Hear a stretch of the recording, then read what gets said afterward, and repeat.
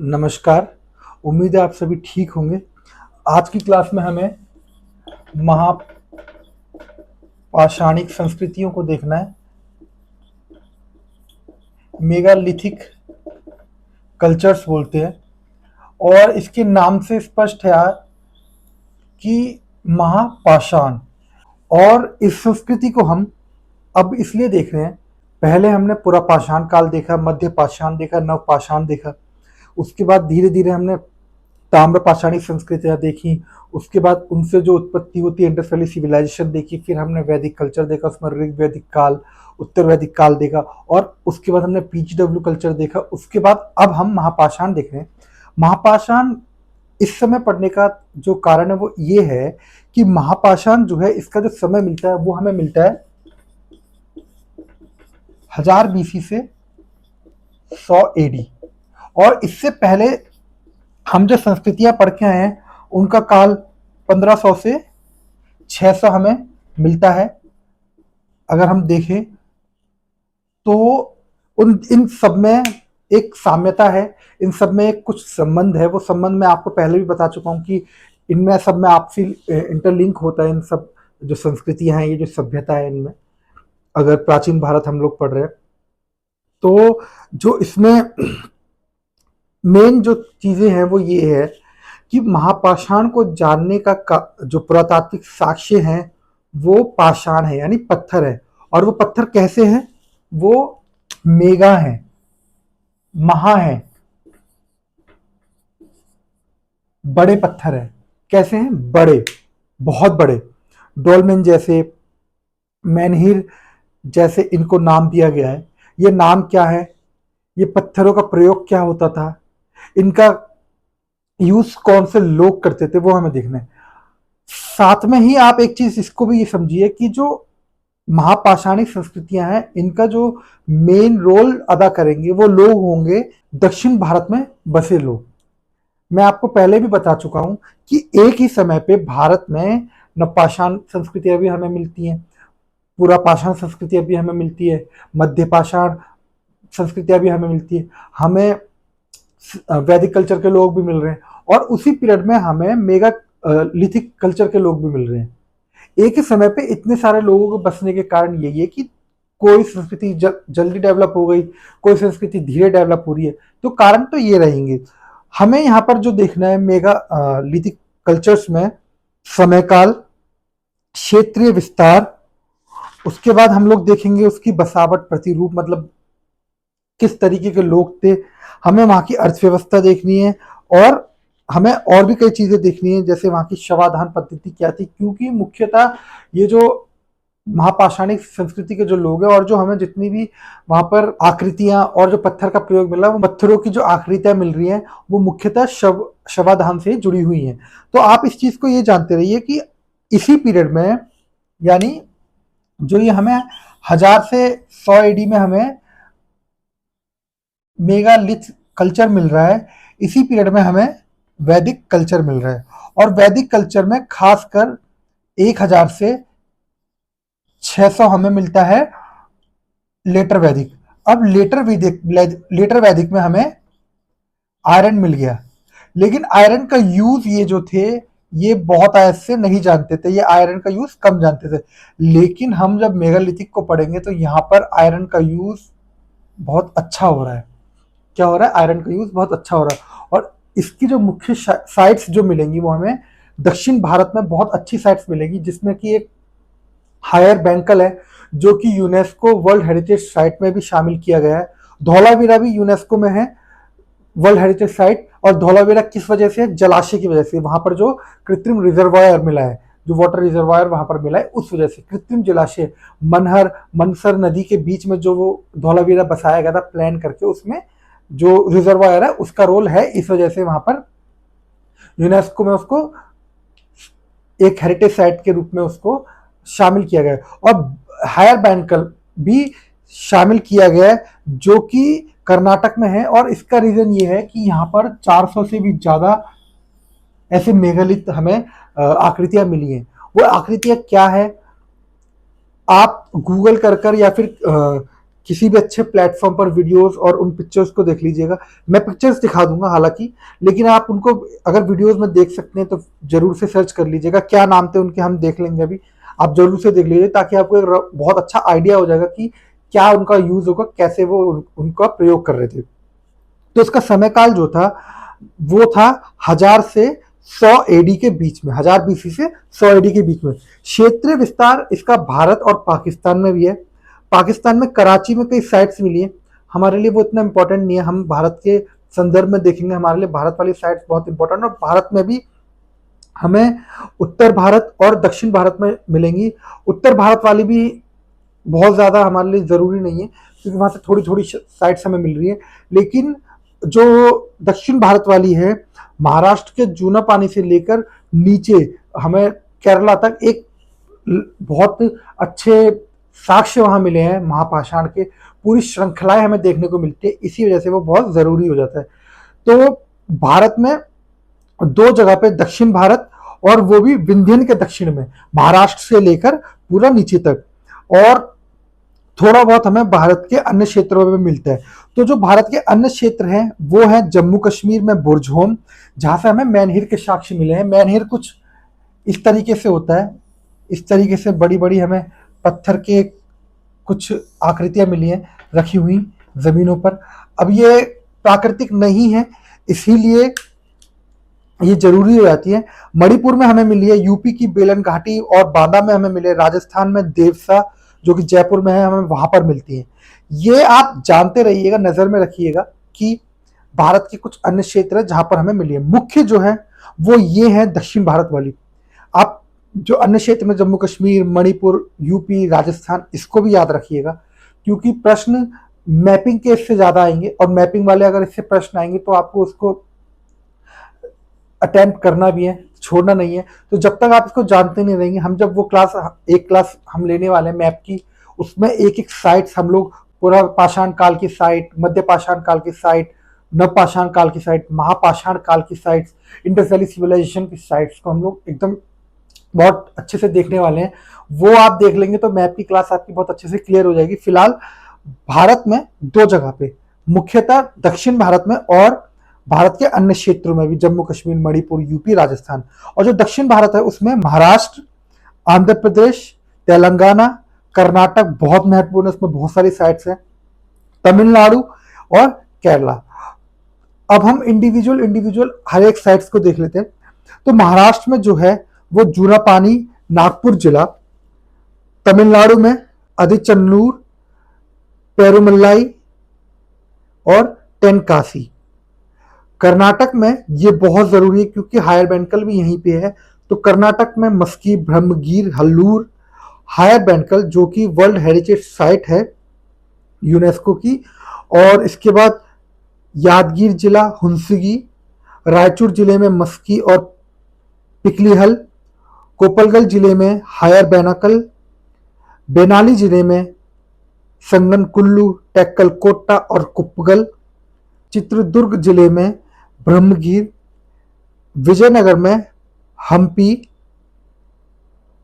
बागलकोट में ऐहोल, बादामी, वातापी, पट्टदकल। और ये बादामी, वातापी आप जानते ही होंगे, अभी हम आगे पढ़ेंगे, चालुक्य थे। हावेरी जिला में हल्लूर, मैसूर जिले में टी नरसीपुर, तेलंगाना में येलेश्वरम, रायगीर, जानमपेट, आंध्र प्रदेश में नागार्जुन कोंडा, ताड़पत्री, मीरापुरम, केरल में पज्जनूर,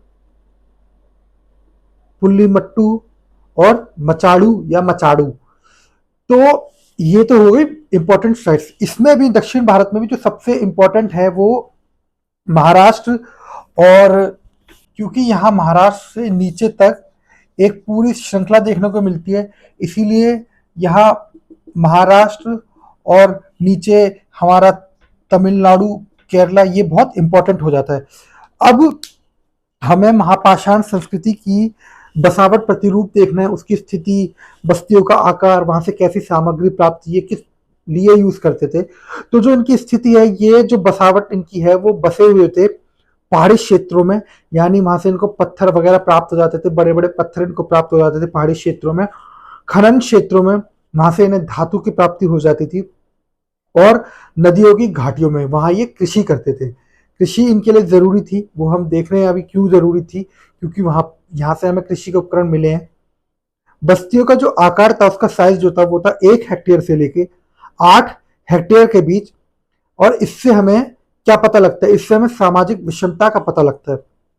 सामग्री क्या मिली है हमें यहाँ से, मुख्यतः हमें लकड़ी के घर प्राप्त हुए हैं, पकी ईंटों के साक्ष्य यहाँ पर नहीं मिले हैं।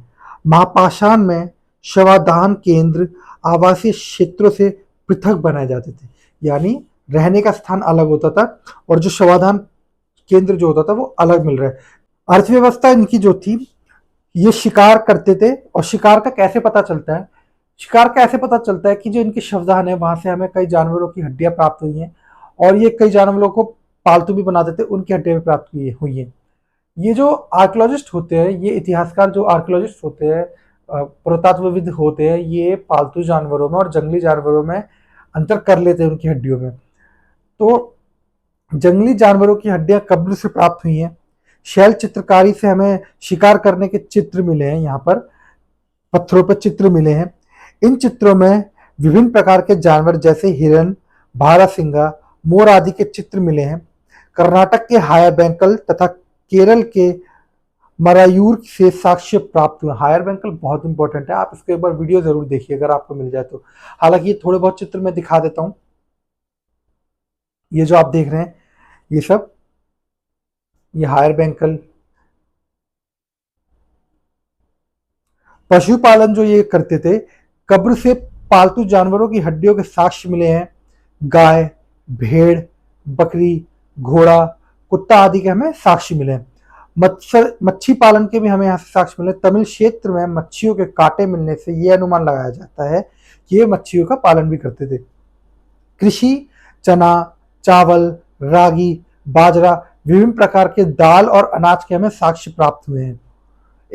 इनकी शिल्प परंपरा कैसी थी, विभिन्न प्रकार के मृद भांडों की उपस्थिति, जैसे ब्लैक एंड रेड मृद भांड, काले और लाल मृद भांड, माइका एक किस्म का यहाँ पे अभ्रकी लाल किस्म के बर्तन भी यहाँ मिले हैं, काले किस्म के बर्तन यहाँ मिले हैं, लाल भूरा पॉलिशदार मृद भांड भी यहाँ से मिले, और भी कई तरीके के मृद भांड मिले। यानी इनकी शिल्पकारी जो थी वो एक अच्छे स्तर पर थी। विभिन्न आकार की हमें तश्तरियां मिली हैं, कटोरे मिले हैं, पॉट्स मिले हैं, चाक निर्मित भी मिले हैं, और उत्कृष्ट पॉलिशदार भी मिले हैं, यानी अच्छी किस्म की वहां पर पॉलिश का इस्तेमाल भी किया जा रहा है। उपयोग किस लिए करते थे, घरेलू उपयोग करते थे, अनुष्ठानों में उपयोग करते थे, और उत्सवों में इनका उपयोग करते रहे होंगे। हमें यहाँ से मनके भी मिले हैं, बहुमूल्य पत्थर जैसे कार्निलियन, आगेट आदि के हमें मनकों के साक्ष्य मिले हैं। सीपियों के मनके प्राप्त हुए हैं। सोना और चांदी के भी हमें मनके प्राप्त हुए हैं। धातु शिल्प, तांबे और कांसे के बर्तन हमें मिले हैं, चूड़ियां हमें मिली हैं, चांदी तथा सोने के आभूषण, चूड़ियां, अंगूठियां और कान की बालियां हमें यहाँ मिल रही हैं। लोहे की विभिन्न वस्तुओं के साक्ष्य हमें मिल रहे हैं, और लोहे के विभिन्न वस्तुओं के साक्ष्य हमें उत्तर वैदिक जो आर्यन है उनसे भी, वो उत्तर में है और ये दक्षिण में। हालांकि देखिए ऐसे इस तरीके से नहीं पढ़ना चाहिए कि उत्तर भारत दक्षिण भारत को इस तरीके से हमें पढ़ना तो नहीं चाहिए, लेकिन तरीका यही है कि आप इसको समझ पाएंगे, क्योंकि हमें आने वाले समय में हम लोग भारत के जो दक्षिणी क्षेत्र में जो साम्राज्य स्थापित होंगे बहुत लेट, वो लेट साम्राज्य क्यों हो रहे हैं, और उत्तर भारत में, भारत के उत्तरी हिस्से में साम्राज्य जल्दी स्थापित क्यों हो रहे हैं, इस संदर्भ में हमें उत्तर और दक्षिण भारत करके पढ़ना चाहिए। इसका कोई ऐसा नहीं कि दक्षिण भारत अलग है या उत्तर भारत अलग है, इस चीज का समझते रहिए। एक इतिहास के स्टूडेंट होने के नाते आपके अंदर इतनी समझदारी होनी चाहिए कि आप इसको समझे कि आप दक्षिण और उत्तर भारत ना करें। आपको ये समझना चाहिए कि दक्षिण भारत जब हम बोल रहे हैं तो हम उसको किस संदर्भ में पढ़ रहे हैं, उत्तर भारत हम जब पढ़ रहे हैं तो उसको किस संदर्भ में पढ़ रहे हैं। उत्तर भारत जब बोलते तो इस संदर्भ में कि इतिहास में उत्तर भारत में क्या क्या घट गया और वहां पर साम्राज्य जल्दी स्थापित क्यों हुए मगध जैसे, और दक्षिणी भारत, दक्षिणी हिस्से में भारत के साम्राज्य लेट क्यों स्थापित हो रहे हैं। तो इससे हमें बहुत एक एक ब्रॉड आइडिया मिलता है। इसीलिए जो दक्षिण भारत का एरिया है यहाँ पर लोहे का जो इस्तेमाल हो रहा है वो भी साथ ही में हो रहा है। उत्तर भारत के जो वैदिक आर्यंस है वो भी लोहे का यूज कर रहे हैं। और सेम पीरियड में यानी यहाँ पर ये लेटर वैदिक के आयरन यूज कर रहे हैं, लेटर वैदिक पीरियड के जो आर्य हैं वो आयरन को यूज कर रहे हैं। और यहां पर मेगालिथिक वाले जो लोग हैं वो भी आयरन को यूज कर रहे हैं। इसको हम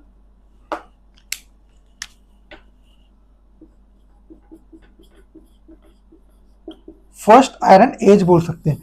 अब ये फर्स्ट आयरन एज यहां पर लेटर वैदिक पीरियड में और मेगालिथिक पीरियड में सेम पीरियड है दोनों के, लेकिन फर्क हमें बहुत मिलता है। वो फर्क क्या है कि लोहे के विभिन्न वस्तुएं हमें यहां से बहुत अच्छी प्राप्त हुई है। वो क्या प्राप्त हुई है वो भी हम देखेंगे। लेकिन उत्तर वैदिक आर्यंस के पास हमें सिर्फ हथियार मिलते हैं। यहाँ पे हमें कृषि के बहुत सारे उपकरण मिलेंगे, जैसे घरेलू उपयोग के बर्तन हमें मिले, कृषि के उपकरण, कुल्हाड़ी, छेनी, हसिया, कुदाल हमें प्राप्त हुए। यहां से हमें युद्धास्त्र भी मिले हैं, लेकिन हमें वहां पर खाली युद्धास्त्र के साक्ष्य ज्यादा मिले। कहा? उत्तर वैदिक आर्यों से।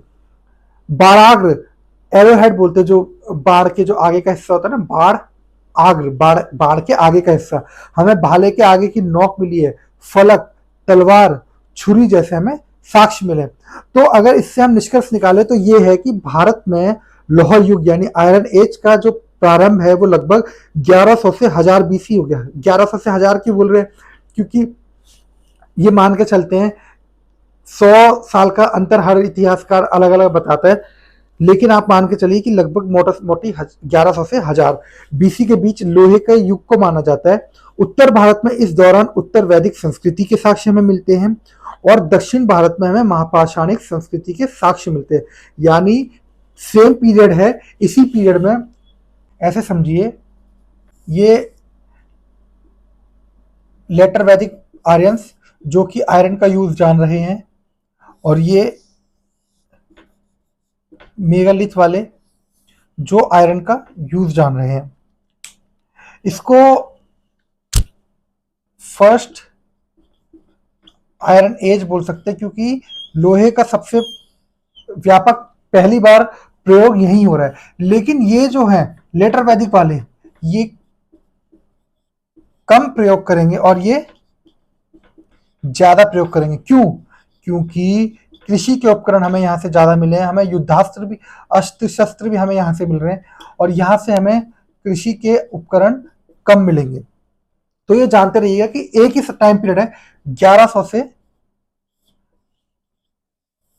600 बीसी का, और इसी पीरियड में हमें यहाँ ये जो टाइम है 1000 से 100 एडी तक चलेगा, और ये जो है 1000 से 600 बीसी तक चल रहा है। तो हमें इसी पीरियड में लेटर वैदिक जो आयरन है इनके लिए भी हमें आयरन का यूज मिलता है। और दक्षिण भारत में कौन यूज कर रहा है आयरन? मेगालिथिक वाले। तो इसमें कंफ्यूज नहीं होना है। अगर वो पूछे कभी एग्जाम में, इस तरीके से पूछा जाए कि फर्स्ट आयरन एज भारत में उत्तर वैदिक आर्यों के संदर्भ में बताएं, तो आपको उत्तर वैदिक आर्यों के संदर्भ में बताना। और यदि ऐसा पूछा जाए दक्षिण भारत में आयरन एज का जो विस्तार है वो किस प्रकार से हुआ है, तो वो कौन थे? वो लोग थे महापाषाणी लोग थे।